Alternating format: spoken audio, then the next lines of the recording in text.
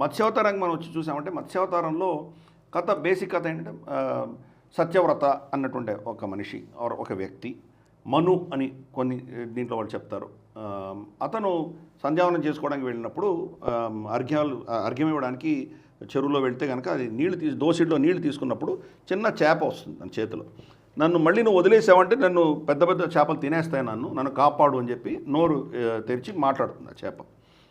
ఆయన ఆశ్చర్యపోతారు, ఇదేంటి చేప మాట్లాడడం ఏంటి అని చెప్పి ఆయన కమండలంలో వేసుకొని తీసుకెళ్తారు. ఆయన ఇంటికి వెళ్ళేసరికి కమండలం నిండిపోతుంది.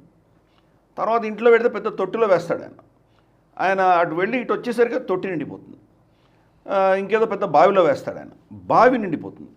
మళ్ళీ దాన్ని తీసుకువెళ్ళి ఈ ఊరి చెరువులో వేస్తాడు ఆయన, చెరువు నిండిపోతుంది. అది ఇంకా గతి లేని పరిస్థితిలో తీసుకెళ్ళి సముద్రంలో వదిలేస్తాడు ఆయన. సముద్రం కూడా మోరర్లెస్ నిండిపోయినంత పెద్దగా తయారవుతుంది.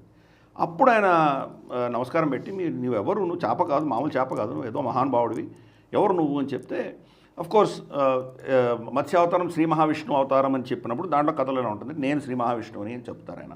అలా ఉంది. ఎందుకు వచ్చావు ఏంటి అంటే ఆయన చెప్తారు, రాబోయే రోజుల్లో పెద్ద ప్రళయం రాబోతుంది.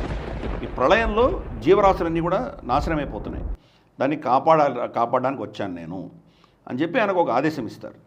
నువ్వు సప్త ఋషులతో సహా ఉన్నటువంటి చరాచర సృష్టిలో ఉన్నటువంటి అన్ని జీవరాశుల యొక్క స్త్రీ పురుషుల్ని అందరినీ కూడా ఒక నావలో పెట్టి సిద్ధంగా ఉండు. అలాగే ధాన్యాలు ఇవన్నీ కూడా కరెక్ట్, ధాన్యాలు, వాళ్ళకి కావాల్సిన ఆహారానికి సంబంధించిన అంశాలు ఇవన్నీ కూడా పెట్టుకున్నావంటే ప్రళయం వచ్చినప్పుడు ఆ నీళ్లలో నువ్వు అది ఆ పడవ తేలుతుంది, అది నేను వచ్చి మిమ్మల్ని అందరినీ కాపాడుతాను అని చెప్పినట్టు ఆయన మనం కథలో విన్నాం మనం.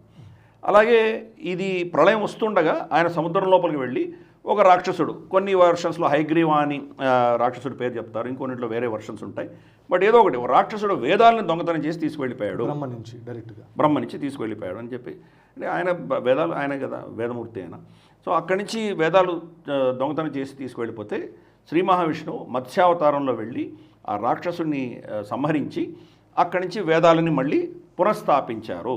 అలాగే వీళ్లను ఈ పడవను కూడా, ఈ నావని కూడా చాలా సురక్షితంగా వాళ్ళని తీసుకువెళ్ళి ఈ ప్రళయం నుంచి దాటి అక్కడ ప్రళయం అయిపోయినటువంటి ప్రాంతం, అక్కడ ఎక్కడో భూమి ఉంటే అక్కడ తీసుకువెళ్ళి సురక్షితంగా వీళ్ళని వదిలిపెట్టి వేదాలు కూడా వాళ్ళకి అప్పచెప్పి వెళ్తారు.